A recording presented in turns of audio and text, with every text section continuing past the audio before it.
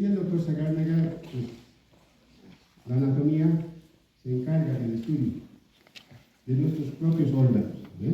Eso es el fin de la anatomía. Pero desde un punto de vista normal, nosotros no estudiamos órganos que estén enfermos, sino sanos. Para comprender un órgano enfermo, primero tenemos que conocer lo sano. Entonces, ¿cómo vamos a aprender a hacer eso? Eso es lo que vemos durante todo este año. Ver estructuras sanas. Cuando conocemos estructuras sanas, entonces podemos entender alguna alteración. Esto es una patología, esto es una enfermedad. ¿Listo? Aquí de eso se encarga la anatomía, de enseñarles cómo está formado su cuerpo desde un punto de vista de la normalidad. Este es un slide que hace años sigo manejando y es cuando la anatomía nos hacía llorar. Pero no llorábamos por aprender, sino llorábamos por el formol, porque el formol es un gas, ¿no?, que irrita los ojos y hace lagrimear. No era por la anatomía, era por el formol. Y ahí está su definición, creo que cada uno de ustedes ya conoce, ¿no? Ahí está su equivalente, el disecares, que es el latín, que es lo que más conocemos, y quiere decir hacer diferentes cortes, ¿no?, que lo hacíamos en un cadáver, para separar las diferentes estructuras, ¿no? Como la carne, pues, ¿no? ¿Han cocinado alguna vez? La carne nos entregan 1 kilo y tenemos que hacer cortes para hacer, ¿no?, cortes delgados, ¿no? Estamos haciendo cortes para separar diferentes segmentos. Eso es la definición de anatomía. Actualmente ya no realizamos la disección. Ustedes ya no van a agarrar un cadáver y van a cortar. Ya no hay. Pues, casi en ninguna universidad del mundo ya se hace eso. ¿No? Porque el Estado ya paga, pues, a la familia para que ese cadáver sea enterrado. Y además los trámites para conseguir cadáveres son bastante complicados. Ahora las leyes lo han complicado. No podemos conseguir cadáveres. Muy difícil. No solamente la Facultad de Odontología, también la Facultad de Medicina. Les cuento así rapidito. Antes la Facultad de Medicina por año no destruía, sus estudiantes aprendían en 60 cadáveres. Por año. Hace unos 20 años estoy contando. Actualmente la Facultad de Medicina puede conseguir 3 cadáveres. Imagínense esa diferencia, de 60 a 3. Ya no hay, pues, cadáveres. Difícil. Y por eso ya tomamos uno de los métodos de estudio es la disección. Actualmente ya utilizamos otros elementos para aprender la anatomía. Tenemos videos, tenemos imágenes como las radiografías, tomografías, etcétera, ¿no?, que nos ayudan a aprender la anatomía. Nosotros estamos usando las imágenes, sean fotografías o algunos videos de nuestros huesos. Bueno, particularmente yo tengo imágenes de nuestros huesos que están en el anfiteatro. No hay imágenes de atlas, sino de nuestros huesos. Y tienen que tomar en cuenta, esto es bien fundamental que ustedes apliquen, que se llama la posición anatómica. Como ya han leído estas imágenes, ¿cuál de estas 3 está en posición anatómica real? Han leído la posición anatómica, ¿no es? ¿Cuál de estas 3 imágenes está en posición anatómica correcta? Ya vamos. Ya pues. Miren, es normal equivocarse. Aquí tengo que equivocarme. Aquí, en estas aulas, en las prácticas, en las explicaciones, me tengo que equivocar. Porque es parte de mi formación. No hay que tener miedo a equivocarse. Hasta los profesores nos equivocamos. Porque también somos personas, ¿no ven? No es que sabemos todo. Ahora les pregunto, ¿cuál de estas 3 imágenes está en posición anatómica? ¿Verdaderas, reales, correctas? Eso, la del medio. Porque una de las condiciones es que los brazos estén a cada lado del cuerpo, ¿no ven? Pero no separados como este y este, miren. Están separados. Aquí sí está. Todas esas condiciones tienen que aplicar. Un sujeto de pie, con la punta de los dedos del pie hacia adelante, con los talones juntos, ¿no ven?, con las extremidades superiores a cada lado del cuerpo, con la palma de la mano mirando hacia adelante, en supinación, con la cabeza erguida y con la mirada al frente. Ahora, la posición anatómica no solamente se aplica al cuerpo, sino que ustedes tienen que aplicarlo a cada uno de los órganos. Por ejemplo, el frontal tiene su posición anatómica, la lengua tiene su posición anatómica. Entonces, no solamente ese término o ese concepto es para el cuerpo, sino que ustedes tienen que transportar ese concepto a los diferentes órganos. ¿Listo? Si saben la posición anatómica, van a aprender a describir ese órgano. Y hay diferentes posiciones: el cúbito ventral, el cúbito dorsal. Esta es la posición que les van a enseñar en tercer año. La posición del Burke se llama, donde la cabeza tiene que estar más abajo que los pies. ¿Ya? Bueno, van a aprender más adelante, pero ahora tienen que conocer que hay, que la posición anatómica no es única, pero es la que se usa en anatomía. Otro aspecto que deben tomar en cuenta, fundamentalmente para los siguientes temas de osteología, son los planos del cuerpo. ¿Cuántos planos hay? ¿Cuáles son los planos más importantes? Eso, ahí están. Obviamente estos planos son imaginarios, son como unas láminas, como unas hojas grandes, ¿no? Pero imaginarios, que seccionan a nuestro cuerpo en diferentes direcciones. Sagital quiere decir como una flecha. Cuando estemos en el cráneo general vamos a ver, tenemos una flecha en nuestro cráneo y indica dónde debemos ir. Aquí está. Todo plano imaginario que va de adelante hacia atrás y que secciona al cuerpo humano en dos, derecho e izquierdo. Así lo divide. A diferencia de este otro plano, que dice el plano frontal, ¿ven? O coronal, que también es ese plano imaginario, ¿ya? Pero que es perpendicular al plano sagital, y que divide el cuerpo humano en dos partes, en una anterior y en otra posterior. Y el otro plano que también nos va a servir es el plano transversal, que es perpendicular a los otros dos y que secciona a nuestro cuerpo en dos partes, superior e inferior, craneal o caudal. Esos tres planos tienen que aprenderlo bien. Y así como la posición anatómica, ahí está para que no se olviden, y así se ve cuando se hace un corte en plano sagital, hígado, corazón, vasos y estructuras de la cabeza, ¿no? Así, y de esa forma lo van a ver. En un plano frontal o coronal, así se ve el corte. Lo mismo, miren el hígado, pulmones, corazón, vasos, ¿no? Pero en otro corte.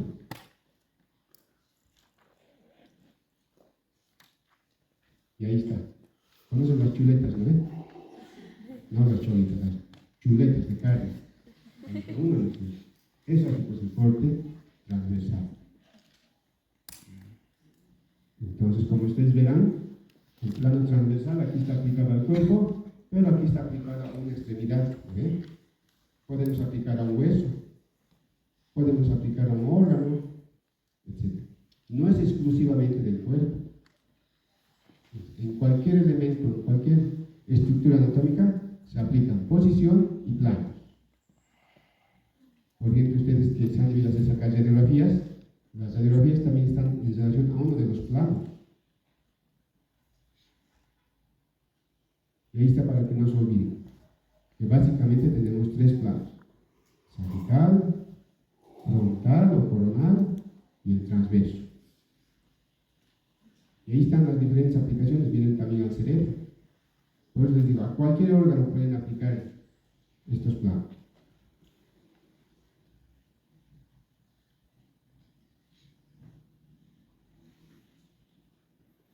No hay que confundir los planos con los ejes. El eje del cuerpo nos va a dar cuál es el alto del cuerpo, cuál es el ancho del cuerpo y cuál es el espesor del cuerpo. ¿Ven? Es diferente a los planos. Estos ejes no cortan el cuerpo. Solo nos da, digamos, nuestra estatura. Nos puede dar nuestra circunferencia. Ay, estoy gordito o estoy flaquito. Y nos pueden dar nuestro espesor de delante hacia atrás. Eso hacemos. No dividen. Ahí están los diferentes ejes. ¿Ves? El eje longitudinal. Ahí está mejor claro. Aquí va a dar cuánto medimos. El eje transversal, ¿cuánto es el ancho de mi cintura? Es lo que nos interesa, ¿no ven? Pucha, ya estoy 38, 39, 40. Justo a propósito de eso, ustedes deben tener una foto actual, ¿no? ¿Tienen una foto actual? Foto. ¿Ven? Se lo van a guardar y se van a sacar una foto el último día de clases en la facultad. Van a ver cómo han cambiado físicamente, pero lo más importante, cómo hacen el cambio intelectualmente. ¿Ven? Y así. Y el sagital que va de adelante hacia atrás, que nos da, ¿no?, cuánto de grueso es nuestro cuerpo. Y ahí también, ¿no?, por ejemplo, el eje longitudinal del cerebro, desde adelante hacia atrás, lo más largo, de adelante hacia atrás. O el eje longitudinal del tallo encefálico, que es todo esto, es casi vertical. Pues el eje longitudinal no siempre tiene que coincidir con lo vertical o con lo transversal, puede tomar cualquier dirección, depende hacia dónde esté lo más largo de ese órgano. También para describir una estructura hay que utilizar términos. En otras palabras, hay que aprender un nuevo lenguaje, ¿ven? En primero se va a aprender el lenguaje médico odontológico. No totalmente, obviamente, porque ese lenguaje lo van a aprender en el transcurso de la carrera. Aquí, pero ya vamos teniendo algunos términos. Pero la anatomía usa términos comunes que hay en la naturaleza. Por ejemplo, formas de estrella, formas de luna, forma de árbol. Todos conocemos eso, ¿no? Son términos comunes del lenguaje común. O toma forma de figuras geométricas, forma cuadrangular, rectangular, triangular o de pirámide. Y hay otros términos que son propios ya de la anatomía, como ser tuberosidad, por ejemplo. ¿Ustedes en su lenguaje común usan tuberosidad? No, a veces es un término ya propio de la anatomía. Epipsis, por ejemplo. Entonces, hay términos propios y hay términos comunes.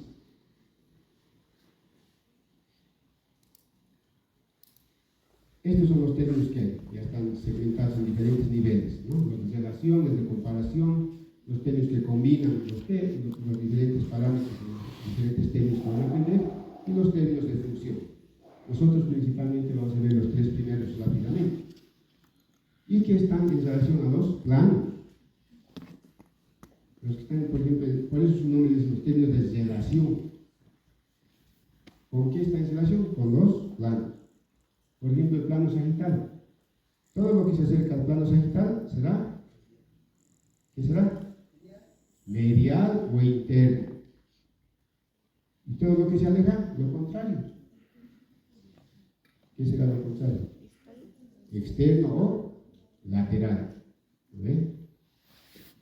Por ejemplo, un ejemplo podemos hacer. ¿Mi nariz será medial o lateral? Medial. Medial, ¿no es cierto? ¿Y mi oreja? Uno está cerca al plano sagital y está lejos del plano. Eso tienen que aplicar. Lo mismo tienen que aplicar en un hueso. Por eso dice en la descripción ósea, más hacia afuera, más hacia adentro. No deben olvidar estos términos. Está en relación al plano. Justo ha hecho un corte, como es imaginario, no les dice pues dónde está el corte, pero sí dice más hacia afuera. Ya. Tengo que ir hacia afuera, hacia lateral. Otros términos que son de comparación. Siempre estamos comparándonos, ¿no? Nos gusta comparar, uy, estoy más alto que mi amigo, o estoy más flaquito que mi amiga. ¿Lo ven? Estos son similares. Por ejemplo, hay proximal, distal. Esto de proximal y distal se aplica a las extremidades, sobre todo superior e inferior. Proximal quiere decir que está cerca de su raíz o lejos de su raíz distal. Por ejemplo, la raíz de mi extremidad superior es mi hombro. Eso sería proximal, ¿no? Y mis dedos serían distal. Ahora ya sé ese concepto, ahora ya puedo jugar. Entre mi codo y mis uñas, ¿cuál será proximal? El codo, ¿no? Y mis uñas será distal. Pues, ¿quién está más cerca del hombro? Eso es proximal. Puede ser con lunares, con dedos, con cualquier, hasta con sus tatuajes, pues. Mira, mi tatuaje que está en mi brazo es proximal o distal a mi uña. Así es, pues. Eso tienen que aprender jugando, no memorizando, jugando. Y los otros términos ya es más del lenguaje común, por ejemplo, superficial, profundo. Superficial lo que podemos palpar, ¿no es cierto? Puedo palpar mi nariz, mis cejas, me pinto incluso, ¿no ves?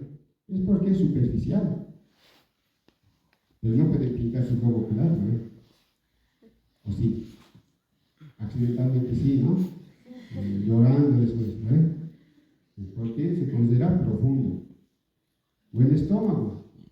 Todos sabemos que nos tocamos el abdomen. Aquí está mi estómago, ¿no ves? Pero no lo palpamos directamente, porque es una estructura profunda. Interior y exterior también nos damos cuenta porque es del lenguaje común. Homolateral o ipsolateral. Homolateral se refiere al mismo lado. Mi brazo derecho está en el mismo lado que mi pierna derecha. Eso. Y contralateral cuando son opuestos. Mi oreja derecha es contralateral a mi brazo izquierdo. No son del mismo lado. A eso llamamos contralateral. O parietal y visceral. Parietal, los que forman las paredes de las cavidades. Por ejemplo, tenemos la cavidad craneal. Y hay un hueso justamente que se llama parietal, porque forma la mayor parte de la pared de esa cavidad. Y visceral, lo que está dentro de la cavidad, principalmente del tórax y del abdomen. Tanto el cerebro no se considera visceral, ¿ya? Más estéril aplicado al tórax y abdomen. Y pelvis. Y los términos combinados, ¿no? Ustedes tienen que aprender, ya saben, digamos, superior, saben inferior, saben lateral, saben medial, ahora hay que combinar. De a poquito se va complicando, de a poquito tiene que ir complicándose, ¿ves? Tengo que combinar. Por ejemplo, mi ojo derecho, ¿dónde está? ¿Está en la parte anterior o posterior de mi cuerpo? Anterior. ¿Pero está superior o inferior a mi cuerpo? Superior. Ya está combinado, ¿ves? Mi ojo derecho está en la parte anterior superior de mi cuerpo. Eso ustedes tienen que aprender a combinar. ¿Ven? Van a ir, pues, van a hacer su lunar y se van a decir dónde está exactamente. ¿Listo? Hay que practicar. Practicando, jugando, se aprende esto. Y estos no los vamos a ver porque ya es parte de las articulaciones. La anatomía en general se divide en las tres materias básicamente que ustedes están llevando ahora. ¿No ven? ¿Llevan embriología? Sí, ¿no ven? La anatomía del desarrollo, ¿no ven? ¿Llevan histología? La anatomía microscópica. ¿No es cierto? Y vamos a llevar la anatomía macroscópica que se lleva en esta materia. ¿Ven? Completo van a llevar la anatomía. ¿Por qué se hace complicado la anatomía? Esta materia de aprenderla. Porque esta anatomía mezcla todos estos métodos. Y usa la anatomía de superficie para describir un hueso, usa la anatomía de superficie. Les he dicho el dato palpándose eso, ¿no ven? A mi aparato, digamos, mi pómulo, que es el malar, había tenido una saliente aquí. Oh, y por palpo debajo de mi palpo inferior y hay una zona dolorosa. ¿Qué será esto? Voy a aprender cuando esté en osteología. ¿Por qué será doloroso?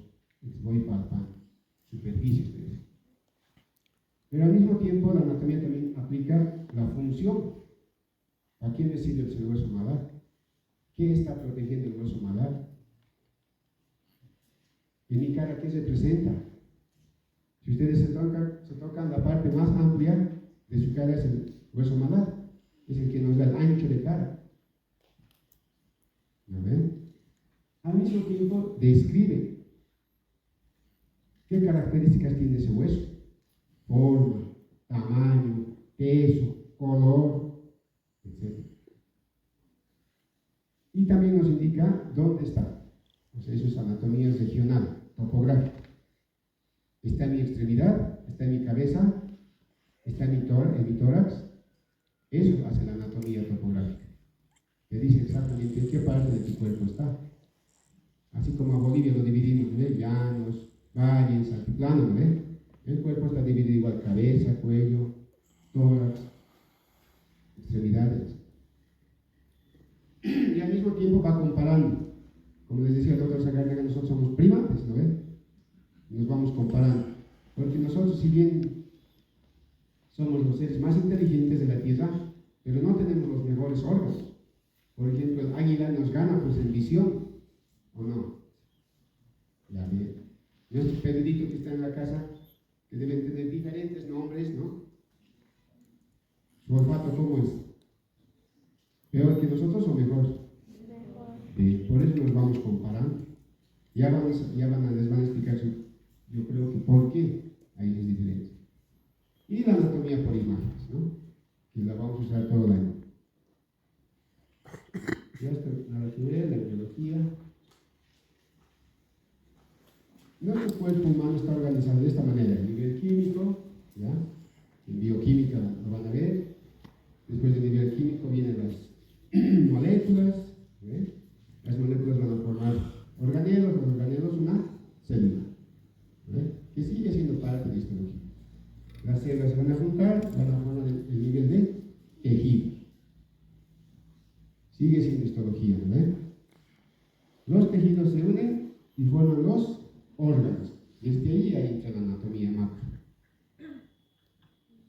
La anatomía macroscópica, no necesita de ningún instrumento, a simple vista lo podemos estudiar. Es la diferencia con la micro. ¿Ves? La microanatomía necesita microscopio. ¿Ves? Nosotros no. Ahí está. Entonces, ¿qué es un órgano? Es un conjunto de diferentes tejidos. ¿Ves? Eso es un órgano. Por ejemplo, en el hueso hay tejido óseo, tejido nervioso, tejido vascular, tejido cartilaginoso, ¿no ven? Varios tejidos han hecho un hueso. Igual de aquí el que les está sonriendo, ¿no ven? El diente tiene diferentes tejidos. Ahora, ¿qué es un sistema? Eso también tiene que quedar bien claro, ¿no? Un sistema es un conjunto de órganos que tienen la misma estructura histológica. ¿Cómo es eso? Los dientes todos son igualitos en su estructura histológica. ¿En qué varían? Eso, en su forma, en su posición, ¿no ven? Porque el molar tiene una posición posterior. El incisivo está en la parte anterior, el canino en la parte lateral, ¿no ven? En su posición los diferencia, su forma los diferencia. Pero todos tienen esmalte, dentina, cemento, pulpa. Pues, histológicamente son igualitos. Por eso es un sistema. Órganos que tengan la misma estructura histológica. ¿No? Eso es un sistema. Pero si hay órganos que tienen diferente estructura histológica, pero que concurren a una misma función, forman en este caso un aparato. O sea, miren, ¿el hígado será igual que el estómago? No, ambos tienen diferente estructura. ¿Vale? ¿El hígado, el estómago serán igual que la lengua? De otro órgano de diferente estructura. ¿El hígado, el estómago, la lengua será igual que el diente? ¿Ves? Órganos que tienen diferente estructura, pero todos estos y otros más concurren a formar el aparato digestivo. Los órganos que tienen diferente estructura histológica, pero que concurren a una misma función. Diferentes. Los aparatos. Ya hemos llegado a esto, ¿ves? Tenemos tres grandes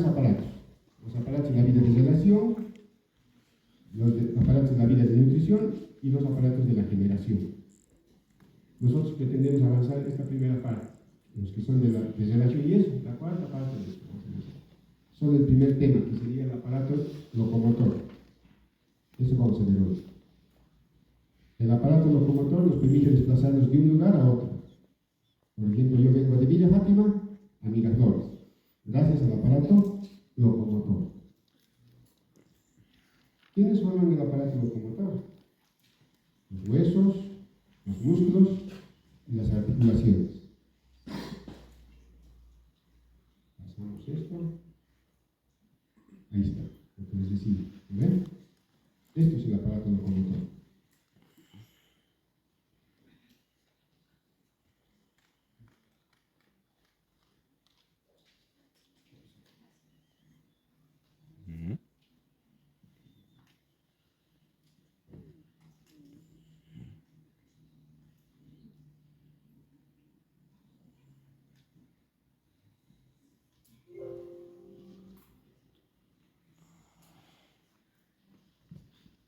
Bien.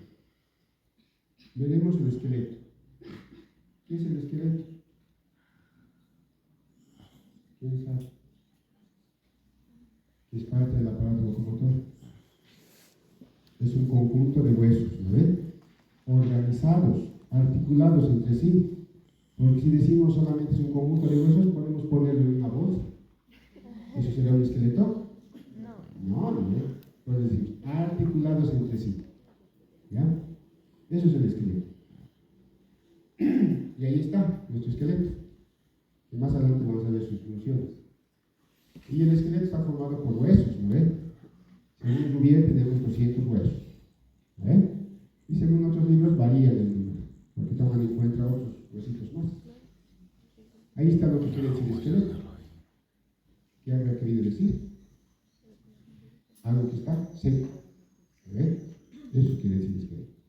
Y el esqueleto tiene dos partes, la parte, digamos, el eje, que es el esqueleto axial, y el esqueleto de los apéndices, el apendicular.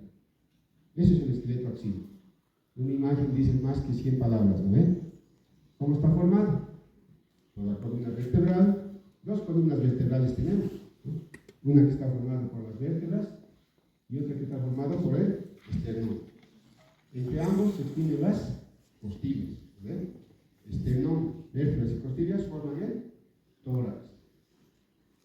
Y en la parte superior de la columna encontramos el motivo por el cual ustedes están aquí. Quieren aprender cabeza y cuello. ¿Ven? ¿Quieren? ¿Ven? Lo van a demostrar durante todos estos 5 años. Ahí está. La primera división que tienen que hacer. La cabeza se divide en cráneo y cara. Nosotros vamos a empezar por los huesitos del cráneo. ¿Ven?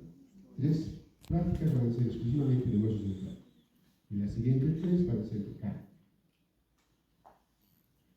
Esto por ahí nos interesa.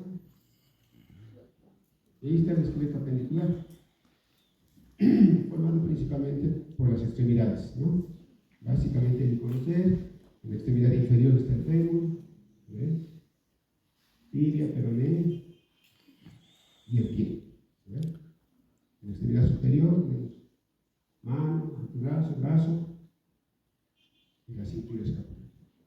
Nosotros no estudiamos esta parte porque más es parte para los estudiantes de medicina, ¿no? Pero sí, básicamente conocemos.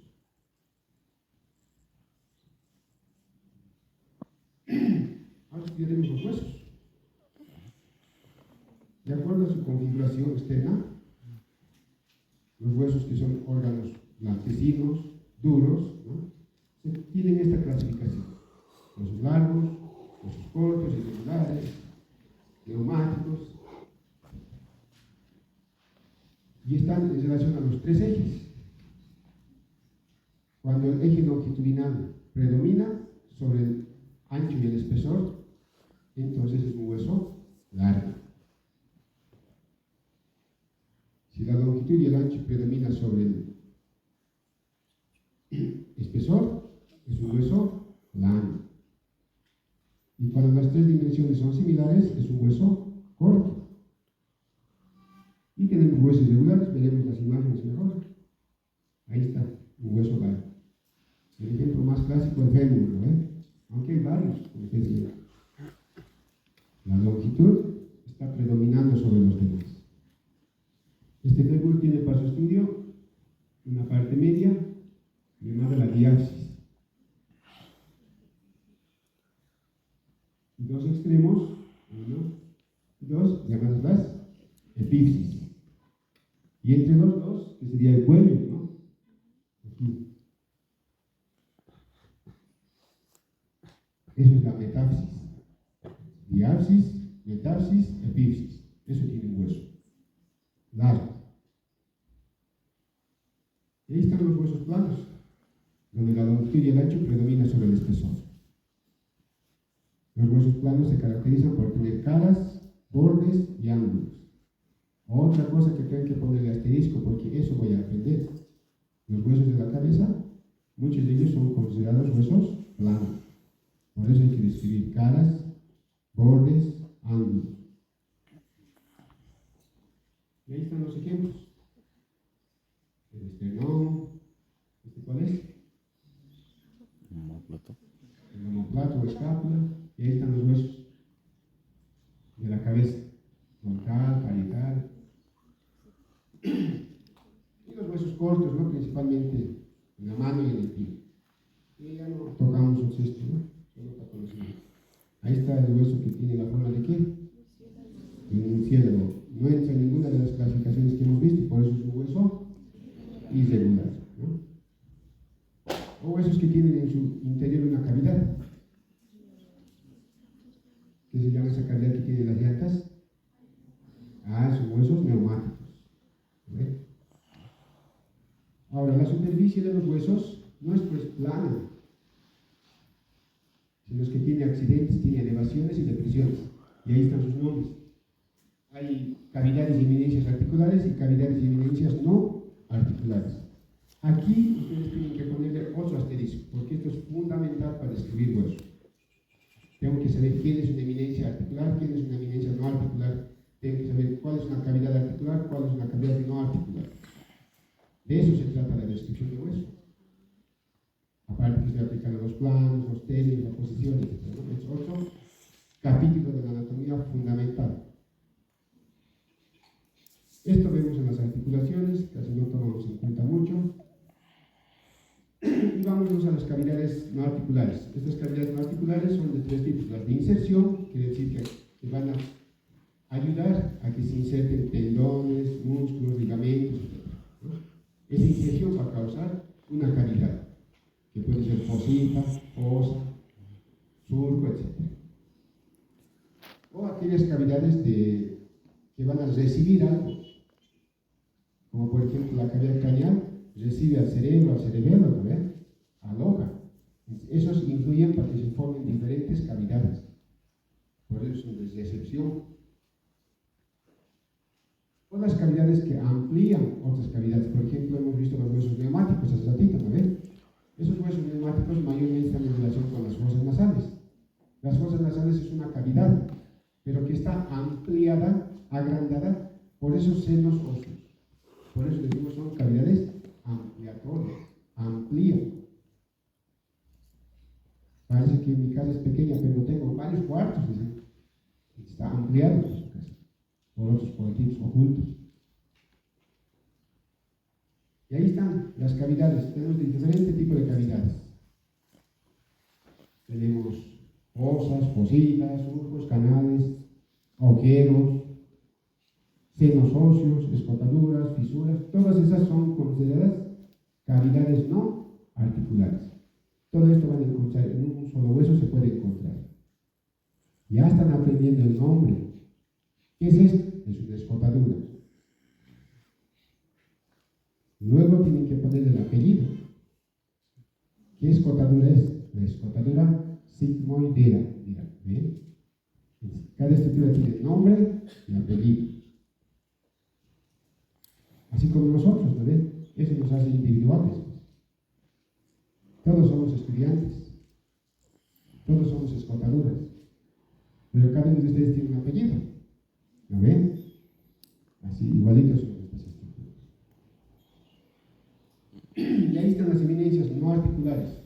también de diferentes tipos y también que lo pueden encontrar en un solo hueso, que se encuentra a todas. Eminencias, ¿no? Apopsis, tubérculos, espinas. ¿Quién no conoce una espina? Ayer nomás les han regalado rosas. ¿No ven? Con espinas. Más hay espinas que rosas, en algunos. ¿No ven? Crestas. Cresta, deben conocer, han debido ver alguna vez algún gallito. Tiene su crestita, ¿no ven? Ese tipo de salida. Líneas, tuberosidades. Tuberosidad es una eminencia bastante rugosa. A eso le llamamos tuberosidad. Es un término bastante propio de la anatomía. Carillas o ganchos. Los ganchos en la anatomía se llaman ángulos. Eso quiere decir gancho. O cabezas o cóndilos, ¿no? Que son superficies articulares, pero están dentro de las salidas. Y ahí, por ejemplo, en la base del cráneo podemos ver todos esos elementos que hemos dicho. Esta, por ejemplo, sería una eminencia o una cavidad. Una cavidad, porque es un orificio. A ver. También en la superficie de los huesos hay orificios. Orificios que pueden comunicar dos cavidades. Por ejemplo, el agujero occipital comunica la cavidad craneal con el conducto raquídeo. A eso le llamamos orificios o conductos de transmisión. Y los otros orificios, que ya son mucho más pequeños, son orificios y conductos nutricios, que son de primer, segundo y tercer orden, de acuerdo a dónde estén situados. Si en un hueso largo está situado en la diapsis, será de primer orden. Si en un hueso plano está situado en las caras, será de segundo orden. Si un orificio está situado en las epífisis de un hueso largo, será de segundo orden.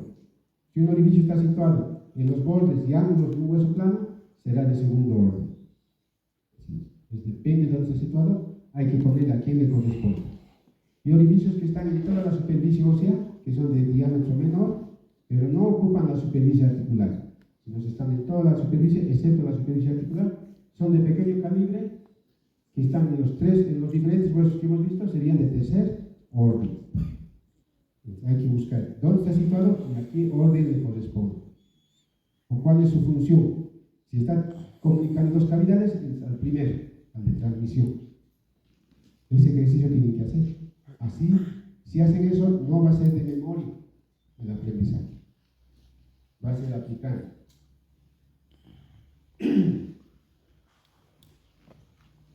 Nuestros huesos están formados o constituidos por dos partes: el tejido compacto y el tejido esponjoso. El tejido compacto está en la periferia del hueso. Es el que le da forma. Forma y dureza. Obviamente en la diapsis de un hueso largo, el tejido compacto es bastante grueso. Y más gruesos en las partes que son curvas, porque esas son las que se fracturan fácilmente. No así las partes planas.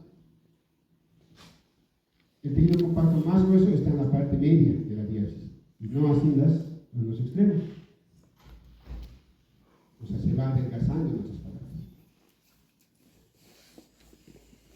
En las epífisis hay una delgada capa de tejido compacto. Es más rico el tejido esponjoso.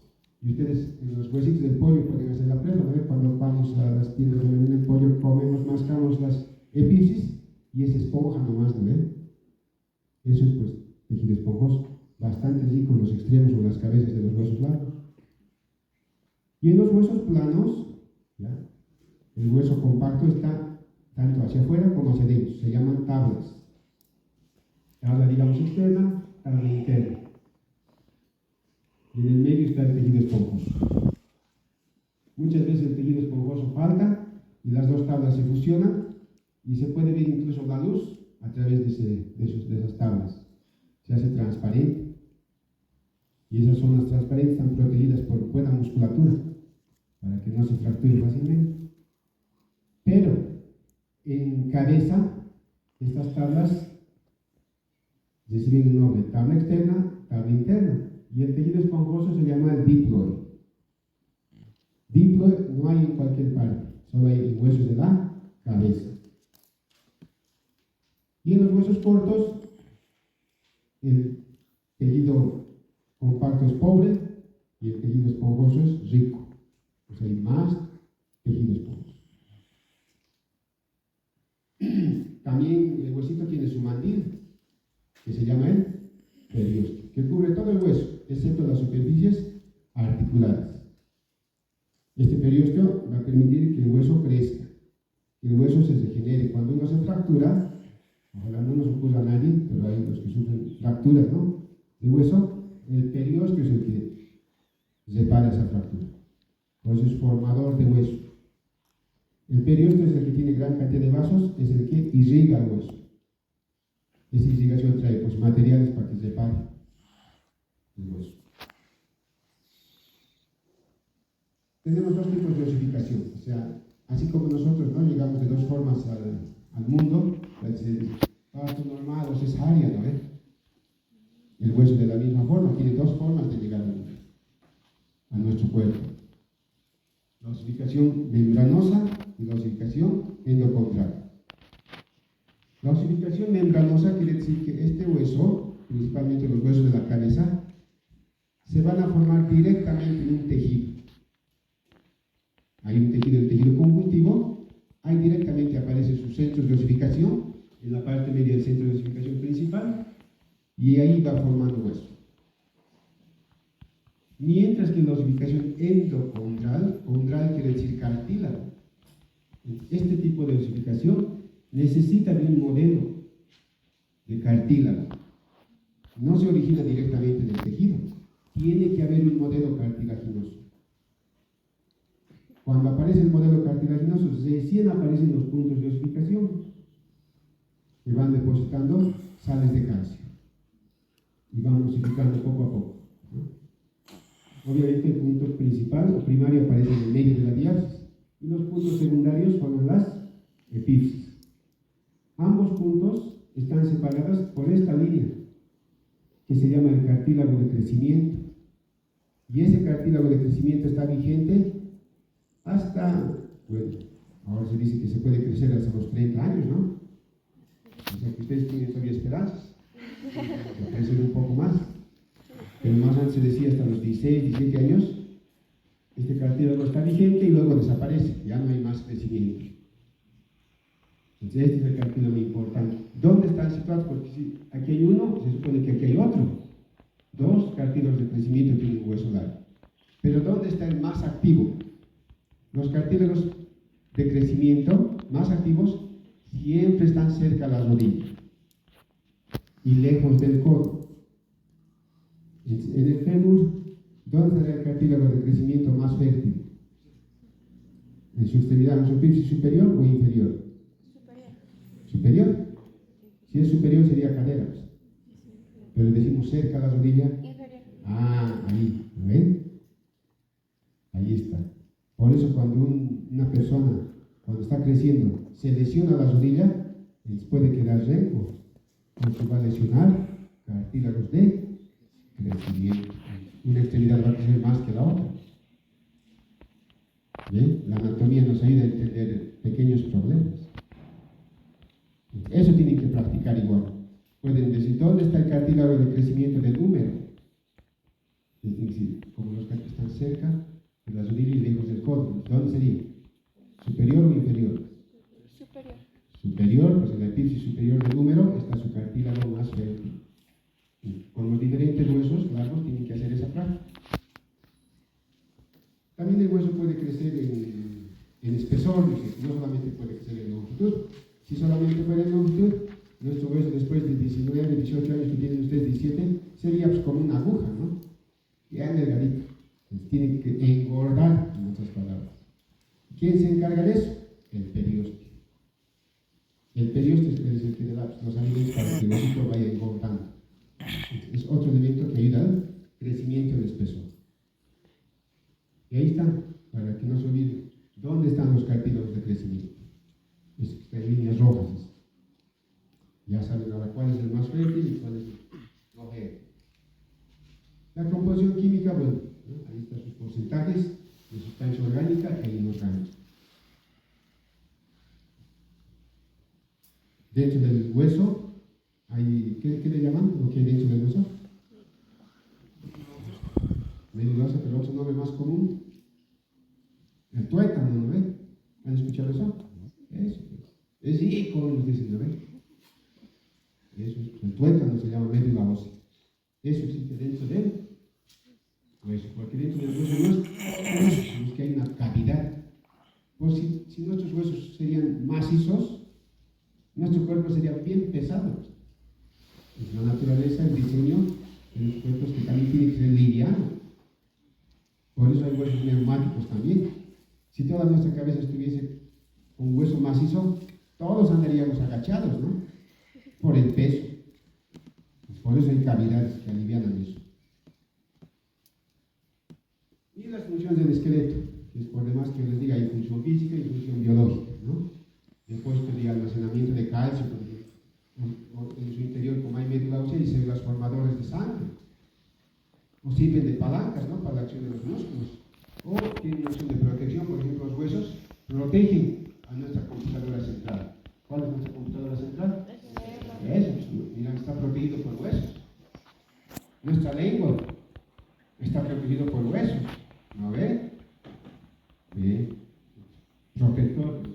Y sostiene a todas las estructuras blandas, ¿no ve? Por eso el armazón. ¿Han visto las construcciones de las casas, de los edificios?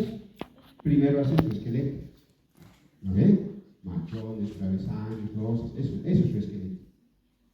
Y sobre eso recién se visten de ladrillo, estuco, pintura, muebles, etc. ¿Lo ven? Eso, somos algo similar nosotros. Y empezaremos la última partecita. Todos los elementos anatómicos que unen y permiten que los huesos se muevan entre sí se llaman articulaciones. ¿Ves? Eso es una articulación. Ahí está de dónde vienen, cuál es el desdoblamiento de la palabra, y ya desde el colegio se sabe. ¿Ves? Estudian las articulaciones. También las articulaciones también se llaman junturas o coyunturas, ¿no? Los abuelitos principalmente. Me duelen mis coyunturas. ¿Qué será eso? Pero vos estudias también medicina, odontología. Sí, pero nunca me han enseñado. No todo te van a enseñar tus profesores. Tú también tienes que investigar, tienes que leer, tienes que buscar cuál es el equivalente de esa palabra en el lenguaje común. ¿No? Porque las personas que no estudian el área de salud no tienen la obligación de saber, ¿no? Nosotros tenemos la obligación de saber. Las personas vienen a su consultorio y van a ir con lenguaje común. ¿Qué es la coyuntura? A ver, le llamaría a mi profesor. Y estas también, como todas las estructuras, tienen una clasificación. Y la clasificación más fácil es por su movimiento. ¿Ven? Las sinartrosis, las diartrosis y las anfiartrosis. Las de sin movimiento, las de movimiento limitado y las de gran movimiento.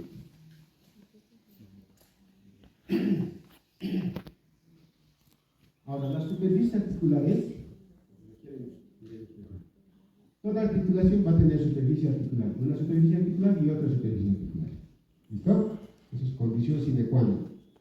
Ahora, estas superficies articulares pueden estar unidas en las sinartrosis, en las que no tienen movimiento, por tejido fibroso o por cartílago.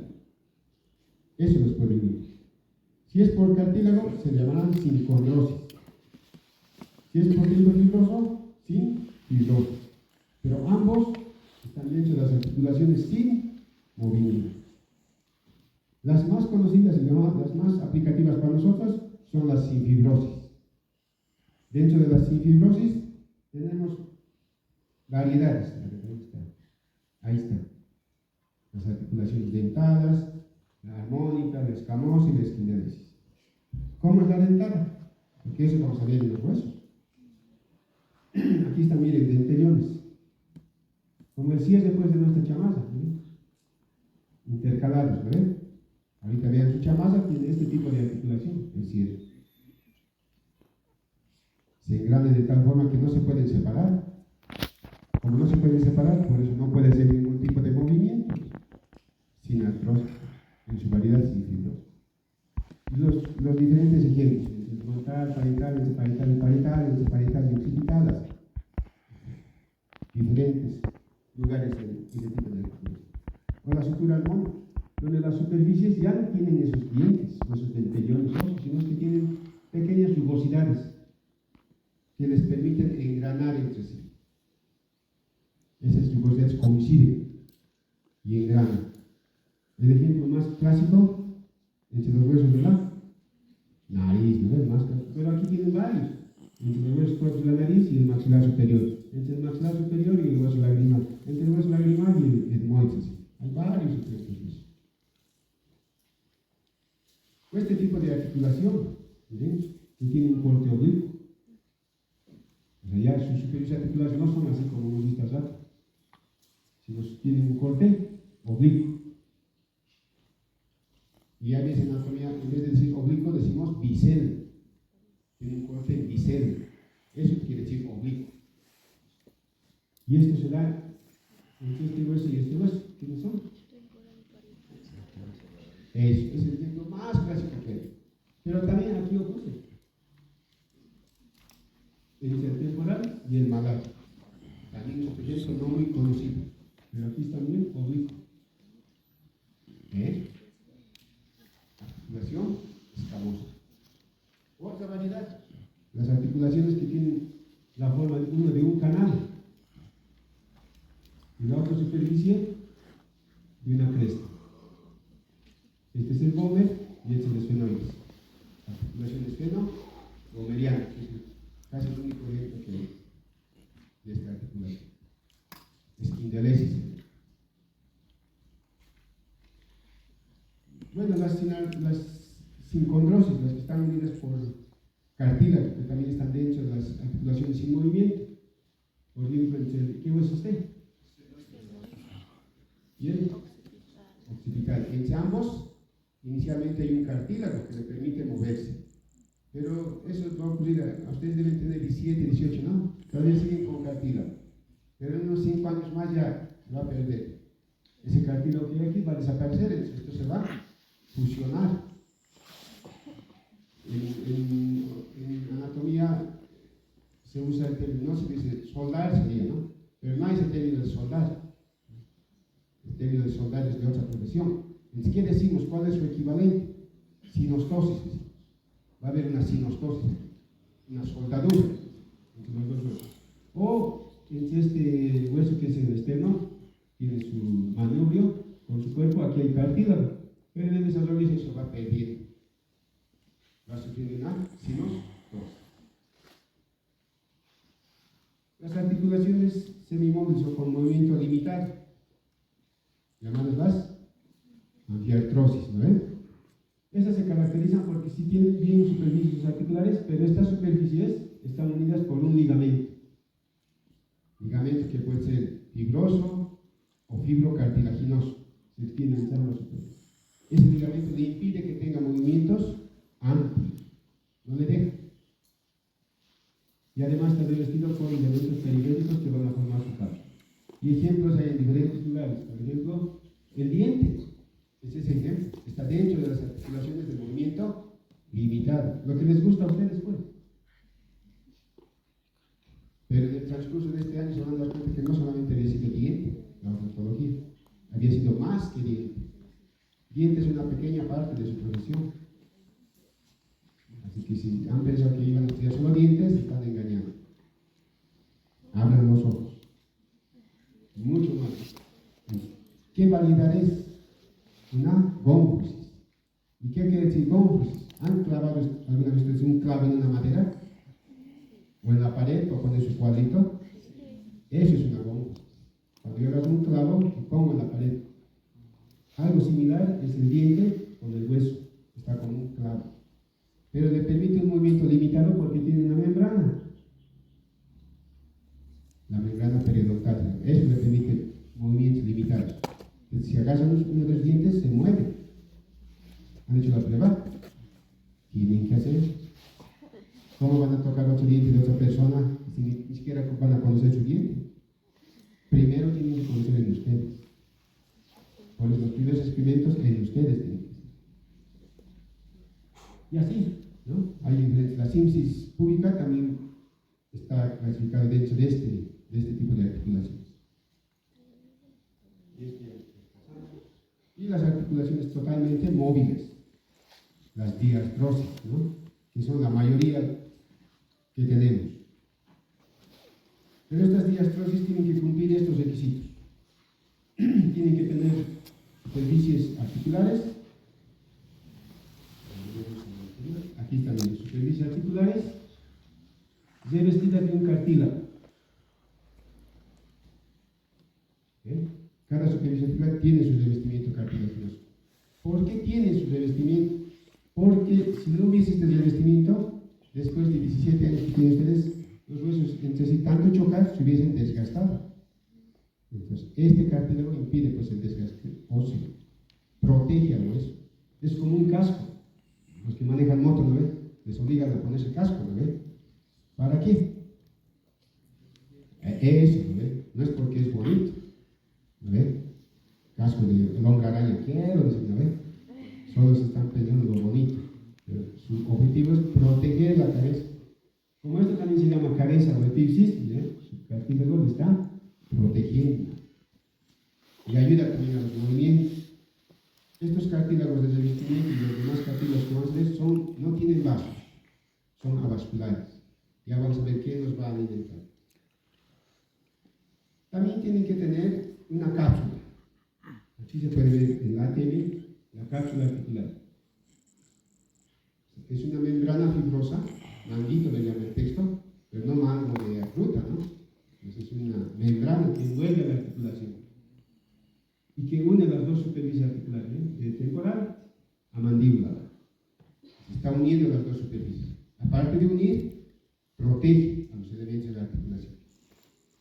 Cuanto más móvil es la articulación, más capacidad de estirarse tiene esta cápsula. Pero ese término estirarse, entonces le han inventado otro término que se llama laxo. Cuanto más laxa es la cápsula, más movilidad tiene la articulación. Ya saben algo. Laxo equivalente a liga, ¿no? Conocemos todos la liga, ¿no? Que puede estirarse igualito. Laxo es lo mismo. Ahora, esta cápsula siempre se inserta en la vecindad del cartílago del revestimiento. ¿Puede insertarse más allá? Sí. ¿Cuándo? Cuando también la articulación realiza grandes desplazamientos. Si la cápsula se inserta solo aquí, entonces no tiene grandes desplazamientos de articulación. Como esta es una articulación del hombro, la escápula humeral, por eso su cápsula viene. ¿Ves? Bien larga. ¿No ve? Porque nuestro hombro hace grandes desplazamientos. ¿No ve? Jugando incluso hacemos así, miren. Circunducción, ¿no ve? ¿Ve? Grandes desplazamientos. A diferencia de mis articulaciones intervalaicas, ahí nomás. Entonces, por eso esta cápsula está lejos del revestimiento cartilaginoso. También tiene que haber ligamentos que refuercen esta cápsula. Y sobre todo las que tienen gran desplazamiento tienen ligamentos que se refuerzan donde más desplazamiento tiene la articulación. Ahora, no todos los ligamentos dependen de la cápsula. Algunos ligamentos corresponden a músculos que estaban en relación con esa articulación y que por el desarrollo, porque digamos, ya hemos aprendido a caminar, entonces esos músculos se han ido a insertar a otros lugares. Han dejado de huella su tendón, su ligamento, y se ha hecho parte de la articulación. También esta cápsula tiene que tener una membrana que se llama la sinovia. Esa sinovia es una membrana transparente que, digamos, hace cuerpo con la cápsula. Pero ¿qué es lo fundamental de esa membrana? Que va a producir un líquido que se llama el líquido sinovial. Porque cuando ustedes mueven sus articulaciones, ¿suenan sus articulaciones? Como esas puertas antiguas. Da miedo incluso. ¿Suenan ustedes así? No, porque tiene un líquido sinovial. Ese líquido sinovial lubrica la articulación, por eso no suena. Les había dicho que los cartílagos son avasculares, ¿no ven? Este líquido sinovial trae pues el alimento para esas células de cartílago. Ese líquido trae los elementos de defensa. A veces queremos morder una manzana bien grande y hasta nos duele nuestra articulación temporomandibular, ¿no? Se inflama. ¿Quién ha traído esas células de defensa? en líquidos y no líquidos. Ahí está. Ahí está. Ahora. Ahora, muchas articulaciones, ¿ya? Como la ATM que ustedes van a estudiar, no es como esta. Por ejemplo, esto es superficie articular, cartílago y cavidad articular. Listo, ahí acaba. ¿No? Algunas articulaciones presentan este elemento, o sea, presentan un cartílago entre las dos superficies. A ese elemento le llamamos el menisco. Nuestra ATM, la ATM ustedes van a estudiar también 5 años, tiene menisco. Y un menisco como este, completo, no como este que es incompleto. Falta un pedazo, pero que es incompleto. Aquí está completo. Esto divide a la articulación en dos, miren, una superior y otra inferior. Este menisco está bien unido a la cápsula. Jamás se va a desprender de la cápsula. Va a preferir la cápsula romperse que soltarle al menisco. No es como nuestras parejas que nos pueden soltar nomás. Aquí la unión es para siempre.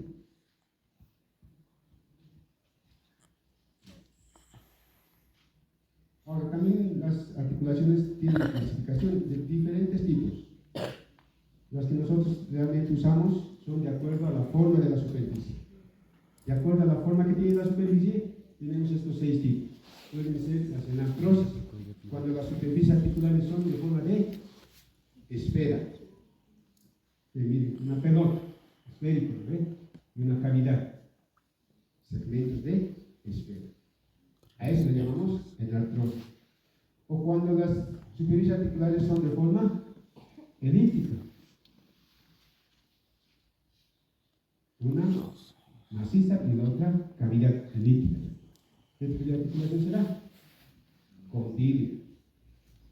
O cuando son en silla de montar. Todos ustedes han de vivir, si no han ido ahora cuando eran niños, a chocar, ¿ve? Quiero subir al caballo, mamá, quiero subir, ¿ve? Y el caballito o el burrito tiene una silla para montarlo, ¿ve? ¿O no tiene? ¿No han visto? Ya, si no han visto, ahora van a ver. En su mano pueden hacer también. Agarran, ponen su mano así. Aquí está la silla de montar. Cóncavo de adelante hacia atrás, convexo de derecha a izquierda. Yo vengo, me subo. Articulación en silla de montar. Como la silla del caballo. ¿Lo ven? Eso es una articulación en silla de montar. Por un lado es cóncavo, como la sillita, el caballito. De adelante hacia atrás es cóncavo, ¿lo ven? Pero de derecha a izquierda, porque está apoyado en sus pulmones, entonces convexo. No se olviden. O las que tienen forma cilíndrica. ¿Ven? Un cilindro dentro de otro cilindro hueco. Cilindro macizo dentro de un cilindro hueco. Articulación de tipo nuclear. O otro tipo de articulación donde un cilindro está dentro de otro cilindro. Es como el anillo pues que les han regalado ayer. Cilíndrico, ¿lo ven? Se han puesto en su dedo que es otro cilindro, pero macizo. ¿El anillo puede hacer rotación? Ese es este tipo de articulación. Por eso está ahí, ¿ven? Las veces hace rotación. El anillo puede girar en su dedo, ¿lo ven? Eso es articulación trocoide. O la articulación cuando las superficies son planas. Dos superficies son planas y entre ellas se van rotando. ¿No? ¿Qué se llama? La artrosis. Y ahí están los diferentes ejemplos. Ahí está la tele. Obviamente no es exclusivo de la tele, ¿no? Por ejemplo, este tipo de articulación condilia también se da entre la primera vértebra. ¿Qué se llama la primera vértebra? El atra bien occipital. También se produce este tipo de articulación. Hay en diferentes partes del cuerpo. Pero lo fundamental es tener el concepto, la forma de la superficie. Las de silla de montar, o del cambio de ciclo. Lo que nosotros más vamos a ver estudiamos esto, no estudiamos esto, pero sí estudiamos esto. Esto es el oído. Y en el oído hay los huesos más grandes o más pequeños. Más pequeños. Más pequeños, ¿ves? Entre el martillo y el yunque se produce este tipo de articulación. Vamos a ver eso y lo vamos a estudiar de repente al detalle. Esto tenemos que conocerlo, como hemos dicho, ¿no? Superficies de forma cilíndrica, ¿no? Principalmente entre las falanges, en la articulación del codo, la rodilla, etc.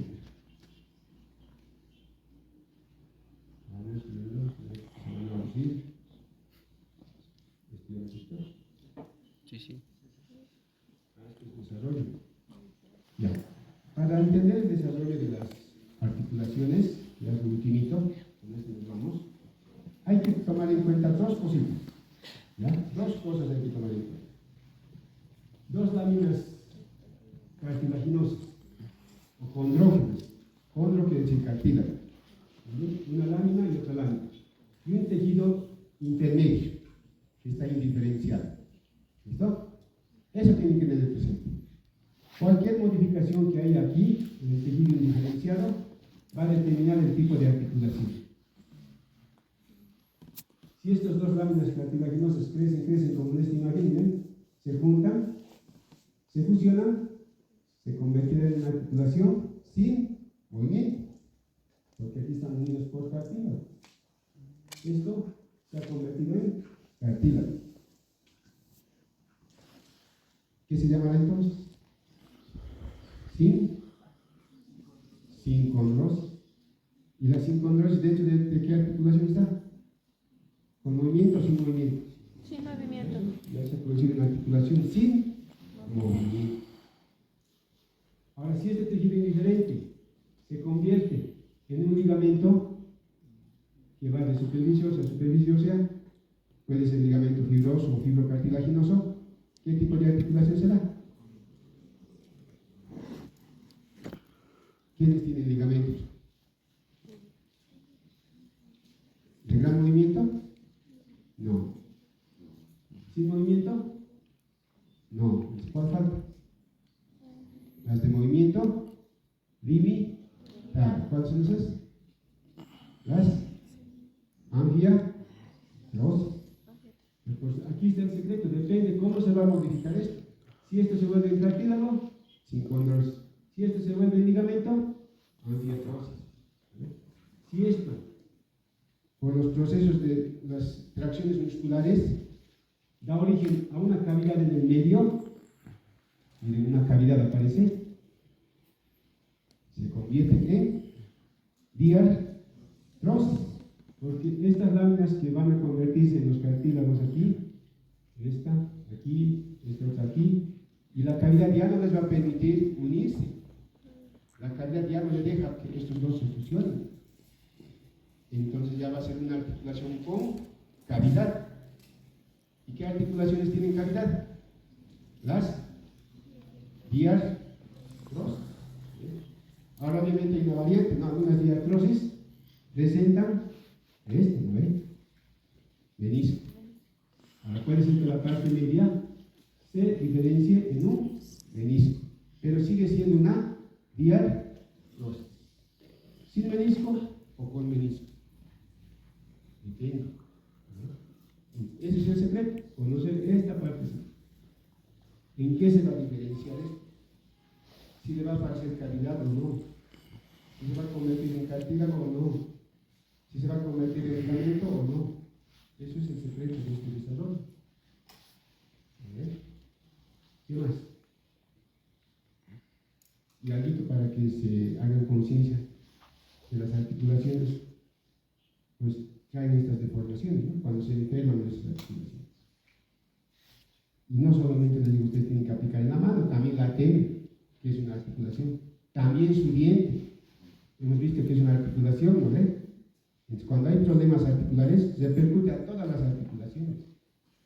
Por eso a veces dicen, ay, ¿qué ha pasado? Mi diente se está moviendo de por sí nomás. No he comido nada duro. Otros pierden dientes, y etcétera. O tienen problemas de audición, porque ahí también hemos visto hay articulaciones. ¿Lo ven? Entre los huesitos hay articulaciones. Y así. Y hasta aquí se llega a esta primera parte. Este tema es bastante largo, por eso no podemos acabarlo rápido. Y además son primeros temas que hay que ampliar un poquito más. Y más van a ampliar todavía las clases de retroalimentación. Bueno, ya nos estaremos viendo en el anfiteatro. Nuevamente desearles mucho éxito en la materia. Los docentes de anatomía estamos prestos a colaborarnos. Si tienen alguna duda, no siempre se acercan a los docentes, si no tienen miedo, porque nos dicen, no tenemos miedo. Pero hay que aprender miedo, ¿no? Hay que aprender a hablar. El área de salud, importante, hay que hablar. Todos los docentes, les decía,